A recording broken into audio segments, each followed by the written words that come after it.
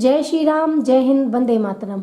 आप सभी दर्शकों का स्वागत है हमारे YouTube चैनल अखंड भारत शक्तिपीठ ट्रस्ट में। आप सभी के मेल प्राप्त हो रहे हैं, बहुत अच्छा लग रहा है और ऐसे ही मेल कीजिएगा। कई लोग कह रहे थे दीदी जी आप जो है 14 रत्न के विषय में भी बताएं। 14 मनवंतर हो गए ना, 14 भुवन हो गए, तो उनको लगा कि 14 रत्नों के विषय में भी वीडियो होना चाहिए। अच्छा लगा कि आप लोग वीडियो को पसंद कर रहे हैं। तो आज का वीडियो हमने 14 रत्नों के विषय में ही बनाया है। 14 रत्नों के विषय में वैसे तो विष्णु पुराण में और श्रीमद् भागवत पुराण में समुद्र मंथन की कथा में वर्णन आता है, तो हम वहीं से इन प्रसंगों को लेते हुए चलेंगे। राजा परीक्षित को जब सुखदेव जी कथा सुनाते हैं तो राजा परीक्षित समुद्र मंथन के विषय में उनसे पूछते हैं कि भगवान का वहाँ कैसे कच्छप अवतार हुआ। इस प्रकार का वो प्रश्न करते हैं। यथा भगवता ब्रह्मन् मथिता क्षीर सागरा यदर्थं वा यतश्चादिं धराम्बुचरात्मनः।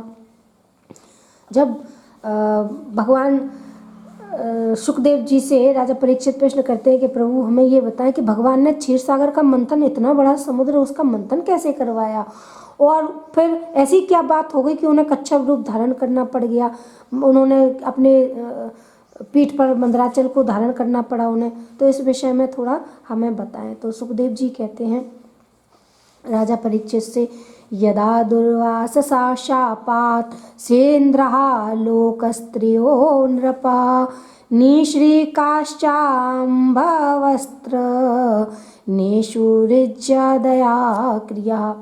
ये उस समय की बात है जब दुर्वासा ऋषि के श्राप से सारे देवता श्रीहीन हो गए थे और फिर उनका दैत्यों के साथ युद्ध हुआ तो फिर वो रणभूमि में अचेत अवस्था में पहुंचने लगे, क्योंकि अमृत तो उन्होंने पिया नहीं था और उठ भी नहीं पा रहे। तो देवताओं की ऐसी दुर्दशा देख करके इंद्र और बाकी के देवता गए ब्रह्मा जी के पास। भगवान विष्णु से, ब्रह्मा जी से उन्होंने कहा कि प्रभु ऐसे एक तो हमसे जो है स्वर्ग भी छिन गया है, क्योंकि उस समय दैत्यों के राजा बलि थे तो उन्होंने चढ़ाई कर दी।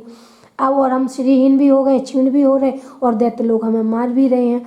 तो ऐसा कोई उपाय करिए जिससे हम लोग सुरक्षित रहें और जो हमारा स्वर्ग है वो हमारे हाथ में आ जाए।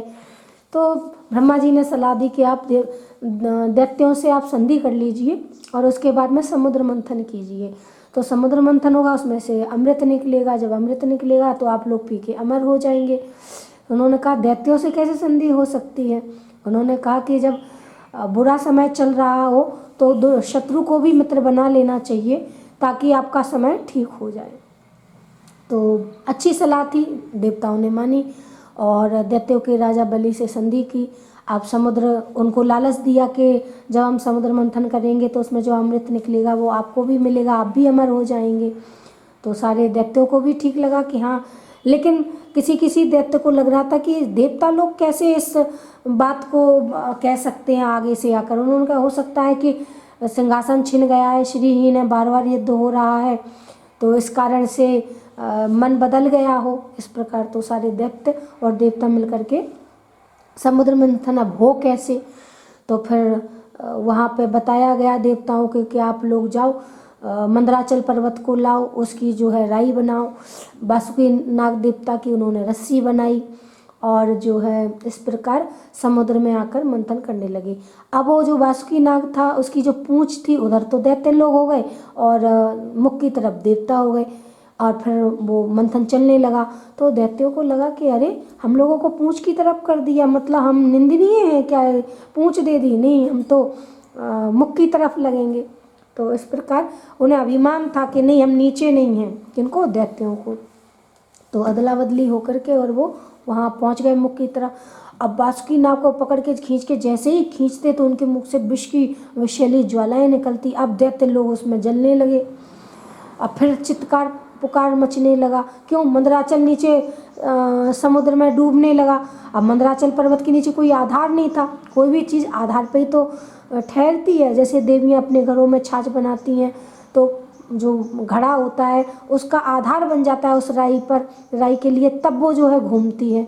तो अब यहाँ कहाँ से आधार आए? तो सभी देवताओं ने प्रार्थना करी तो भगवान कच्छप रूप का अवतार लेकर के उस मंदराचल को अपनी पीठ पर धारण करते हैं। फिर समुद्र मंथन प्रारंभ होता है। इस प्रकार पहला जब समुद्र मंथन करते हैं, पहला जो रत्न निकलता है वो हलाहल विष निकलता है, और वो विष इतना जहरीला होता है कि उसके अग्नि से सारे लोग जलने लगते हैं। क्या देवता, क्या मनुष्य, क्या पृथ्वी, क्या त्रिलोकी, अब क्या हो? तो सारे देवता महादेव की शरण में जाते हैं और महादेव से प्रार्थना करते हैं, प्रभु एक आप ही हो इस त्रिलोकी में जो इस विष से हमारी रक्षा कर सकते हो। महादेव को मनाते हैं, उनकी प्रार्थना करते हैं सब लोग मिल करके। तो महादेव उस विष को लेकर के ग्रहण करने लगते हैं।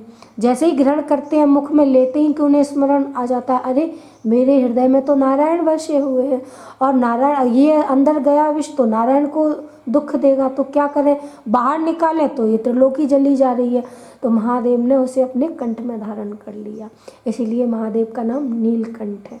और सभी देवताओं ने महादेव की बहुत प्रशंसा की, और सच में महादेव हैं भी इस चीज़ के अधिकारी की वो देखो कितनी त्याज्य चीज़ है। महादेव उनको उनसे भी जो है उनको ग्रहण करके, जैसे कोई भी भूत प्रेत, कोई नहीं रखना चाहता भूत प्रेतों को, लेकिन महादेव उनको अपना गण बना लेते हैं, उन्हें सम्मान देते हैं। नाग, बिच्छू, ये जहरीले जीव हैं, इनको देखते ही लोग मार देते हैं, पर महादेव उनको अपना आभूषण बना लेते हैं। और जो जहरीले पदार्थ हैं, जैसे आक हो गया, धतूरा हो गया, तो उनको भी महादेव अपनी पूजा सामग्री बनवा लेते हैं। तो इतने प्यारे महादेव, जो लोग तिरस्कार कर देते हैं, जिस चीज़ का अपमान करते हैं, पर महादेव उन्हें हृदय से लगाते हैं। जैसे दैत्यों के गुरु शुक्राचार्य महादेव की आराधना क्यों करते हैं, उनको अपना गुरु क्यों मानते? क्योंकि महादेव किसी से भेदभाव नहीं करते हैं।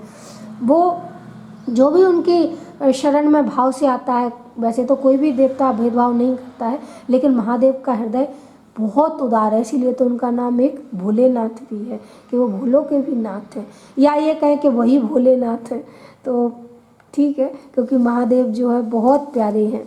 उनके जितने भी नाम हैं वो उनके एक एक नाम, एक एक उनके सुंदर सुंदर गुणों को प्रदर्शित करता है। तो इस प्रकार पहला विष हो गया, महादेव ने ग्रहण कर लिया। फिर इसके बाद में दूसरा रत्न निकला कामधेनु गाय। तो वो कामधेनु गाय, क्योंकि कहते हैं ना दान करना जरूरी होता है ऋषि मुनियों को, तभी आपकी चीज़ें फलदायी होती हैं। तो दैत्यों ने, देवताओं ने सलाह करके वो कामधेनु गाय ऋषि मुनियों को दान कर दी। क्योंकि ऋषि मुनि, अब यहाँ उनको दान करने से क्या तात्पर्य था, क्योंकि ऋषि मुनि जो है ना तप पूजा करते हैं, यज्ञ हवन करते हैं, तो उसमें घी लगता है। घी कहाँ से आएगा पूजा पाठ के लिए? वो कामधेनु गाय से, और गाय के घी से जब भगवान को, देवताओं को पूजा सामग्री अर्पित की जाएगी तो उसका फल निश्चय ही शुभकारी होगा। तो यहाँ ये भी तात्पर्य हो सकता है। फिर उसके बाद में तीसरा रत्न उच्चैश्रवा घोड़ा निकला। वो घोड़ा राजा बलि को बड़ा प्रिय लगा, तो बलि ने उस घोड़े को ले लिया। फिर इसके बाद में चौथा रत्न निकला ऐरावत हाथी, जो इंद्र ने ले लिया। फिर पांचवा रत्न कौस्तुभ मणि निकली, वो सब लोगों ने मिलकर भगवान विष्णु को दे दी। और फिर इसके बाद में कल्प वृक्ष निकला।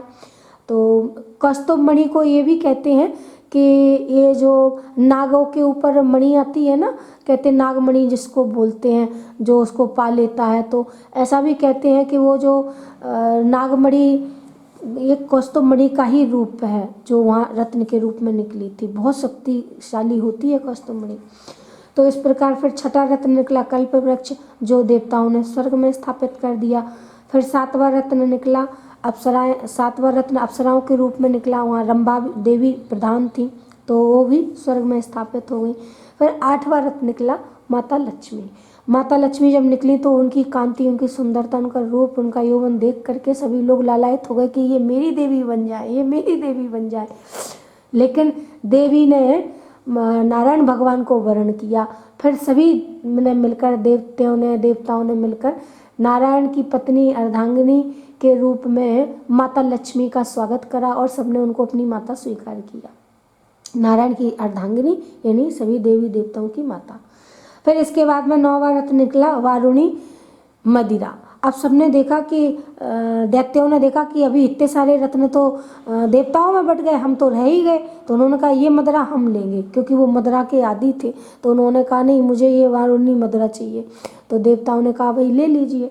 तो वो बारूनी जो मदिरा थी वो दैत्यों ने ले ली। फिर इसके बाद में 10वां रत्न निकला चंद्रमा। चंद्रमा रत्न जब निकला तो वो महादेव के शीश पर महादेव ने धारण किया। फिर इसके बाद में 11वां रत्न पारिजात वृक्ष निकला, वो भी स्वर्ग में स्थापित हो गया। फिर उसके बाद में 12वां रत्न निकला 5 जन शंख। और वो शंख जो है भगवान विष्णु को दे दिया, 5 जन शंख को। फिर इसके बाद में जो है 13वां और 14वें रत्न की बारी आई। तो अमृता पूर्ण कलशाम बिभ्रद बलय भूषिता सा वै भगवता साक्षादैष्णौ रंशा शशंभवा। अब इस जो 13वां रत्न निकला वो हाथों में सोने का कलश लिए हुए, कंकण मतलब सोने का कलश लिए हुए स्वयं भगवान विष्णु के अंशावतार धन्वंतरी जी निकले। अब उस अमृत के कलश को 13वां रत्न यहाँ पे धन्वंतरी जी को कहा गया और 14वां रत्न स्वयं अमृत है। अब वो जैसे ही रत्न को लेकर के निकले वो 14वां रत्न धन्वंतरी जी, अब देखा अरे अमृत का कलश है, देवता दोनों ही पीछे पड़ गए धन्वंतरी जी के। अब धन्वंतरी जी आगे आगे, दैत्य पीछे पीछे। लेकिन उस समय दैत्यों का जो है पराक्रम बढ़ा हुआ था, उनका हौसला बढ़ा हुआ था। तो उन्होंने वो धन्वंतरी जी से कलश को छीन लिया। और जब कलश को छीना तो धन्वंतरी जी शांत खड़े रह गए। देवताओं में हाहाकार मच गया, ये क्या, अगर दैत्यों ने अमृत पी लिया तो बड़ा विनाश होने वाला है। फिर तो भगवान की शरण में गए, नारायण भगवान से प्रार्थना की। नारायण भगवान मोहिनी अवतार लेकर के आए।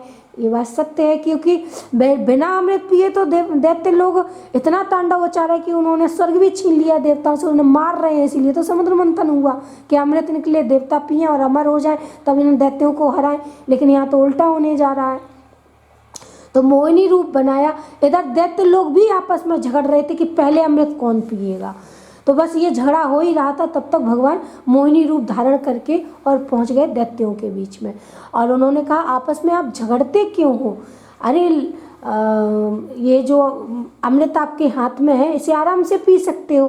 तो उन्होंने कहा नहीं, पहले कौन पिएगा इस बात को लेकर के झगड़ा हो रहा है। तो उन्होंने कहा देवी आप हमारे बीच में आई हो, आप अच्छे कुल की लगते हो, एक काम करो आप ही हम लोगों में से अमृत को पिला दो।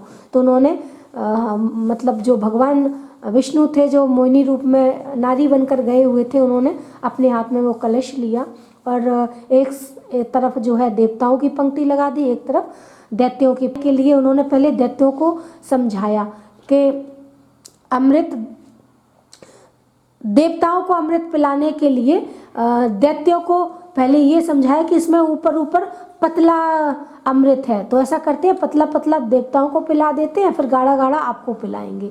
तो दैत्यों ने कहा अरे इतनी सुंदर देवी है, उसके रूप को देख करके मोहित हो गए। उन्होंने कहा ये जो करेगी ठीक ही करेगी, ऐसे उन्होंने सोच लिया मन में। तो भगवान गए और अपने सुंदर नेत्रों से, सुंदर बोली से, सुंदर रूप से दैत्यों को ऐसा मोहित किया कि दैत्यों को तो अपने रूप का अमृत पान करा रहे हैं और देवताओं को जो वो अमृत समुद्र से निकला उसको पान करा रहे हैं। अब वहाँ एक बहुत ही बुद्धिमान दैत्य था, उसने कहा कि ये देवी मुझे ज़रूर ही कुछ ज़्यादा ही जो है चतुर लग रही है। तो वो जाकर के देवताओं की पंक्ति में बैठ गया। और कहाँ बैठा, जहाँ चंद्रदेव और सूर्यदेव बैठे थे उन्हीं के बीच में बैठ गया। अब जैसे ही वो मोहिनी देवी आगे वो अमृत पिला रही थी तो उस दैत्य ने भी पी लिया। अब जब तक वो सूर्यदेव और चंद्रदेव बोलते तब तक तो वो पी चुका अमृत। अब उन्होंने कहा प्रभु ये क्या किया, ये तो दैत्य था, आपने इसको अमृत पिला दिया। अच्छा तो अब क्या होना चाहिए। अब वो दैत्य खड़ा हुआ अपने असली रूप में आ गया। तो भगवान ने सुदर्शन चक्र छोड़ दिया, तो उसके 2 सिर और धड़ के 2 अलग अलग हिस्से हो गए। तो एक जो है उसका सिर का हिस्सा बन गया राहु और जो धड़ था वो बन गया केतु। तो आज आप भी देखते होंगे जो सूर्य ग्रहण और चंद्र ग्रहण पड़ते हैं तो ये राहु और केतु कहीं ना कहीं वो अपना जो देवताओं देवताओं ने जो बता दिया था, जिससे उसके शरीर के 2 हिस्से हो गए, तो वो उसको दुख लगता है कि अगर ये नहीं बताते तो आज मेरा एक ही शरीर होता ना, तो वो बदला लेता रहता है। ऐसा कहा जाता है कि तभी सूर्य ग्रहण और चंद्र ग्रहण पड़ते हैं। अब भगवान ने सब देवताओं को अमृत पिला करके जो है अमर कर दिया। फिर इसके बाद फिर देवासुर संग्राम हुआ, तो फिर राक्षस लोग हार गए, फिर देवताओं को स्वर्ग की प्राप्ति हो गई। तो ऐसे भगवान ने ये जो 14 रत्न निकाले, तो इन 14 रत्नों की कथा इस प्रकार आपको मैंने सुनाई। और कथाएं तो बहुत बड़ी हैं, क्योंकि ज़्यादा कथा सुनाते हैं तो वीडियो बड़ा हो जाता है, फिर ज़्यादा बड़ा वीडियो फिर ज़्यादा समय लगता है, तो वीडियो छोटा ही बने तो ज़्यादा अच्छा है। तो आज का वीडियो हम यहीं पर संपूर्ण करते हैं। 14 रत्नों के विषय की जानकारी मैंने आपको बता दी, और आप हमसे कोई भी प्रश्न पूछना चाहते हैं, कोई भी जानकारी लेना चाहते हैं वेदों पुराणों के संबंध में, तो आप नीचे चल रही पट्टी पर हमसे प्रश्न पूछ सकते हैं। हम अगला वीडियो उसी विषय पर बनाएंगे। और आप सब लोगों का जो इसने प्रेम मिल रहा है, बहुत अच्छा लगा कि आप लोगों को वीडियो अच्छे लग रहे हैं। कई लोग तो ये कह रहे थे, दीदी जी आप जो सुना रहे हो वो बहुत अच्छा ग्रंथों से लेकर के सुना रहे हो। कई लोग जैसे मन ग्रंथ बता देते हैं, मैंने कहा ऐसा नहीं है। मन ग्रंथ कोई नहीं सुनाता, जो वेद पुराण में है, कोई भी विद्वान होगा तो वे वेद पुराण से ही लेकर के सुनाएगा। और मैं प्रयास करती हूँ कि आपको वही सुनाया जाए जो हमारे ग्रंथों में दिया गया है, क्योंकि कई ग्रंथों में ऐसा भी है कि कहीं थोड़ा कम ज़्यादा भी कथाएं हो गई हैं, तो वो बातों पे ध्यान न देते हुए हम उसके सार पे ध्यान देंगे। क्योंकि श्रुतियों से हमारी आज का हमारा जो वेद पुराण का साहित्य हमारा जो बचा हुआ है, उसके पीछे हमारे वो विद्वान लोग जो है महान आत्माएं बड़ी धन्यवाद की पात्र हैं, जिन्होंने हमारे इस ज्ञान को सुरक्षित रख पाया। इतने अत्याचारों के बाद भी 800-900 वर्षों तक हमने इतने अत्याचार हमारी पीढ़ियों ने झेले, उसके बाद भी हमारा धर्म जिंदा है। तो ये बहुत बड़ी बात है, क्योंकि हर कोई अत्याचार सहकर जिंदा रह सके ये संभव नहीं है, लेकिन सनातन धर्म में इतनी ताकत है कि इतने अत्याचार सहने के बाद भी वो जीवित है। तो हम लोगों को उस पर ध्यान देने की आवश्यकता है और उसको प्रसारित करने की आवश्यकता है। आप सभी लोगों को वीडियो कैसा लगा, अगले हमें मेल भेजो, उसमें बताइएगा। और चैनल को सब्सक्राइब कीजिएगा। आपने हमें यहाँ तक सुना, उसके लिए आपका बहुत बहुत धन्यवाद। जय श्री राम, जय हिंद, वंदे मातरम।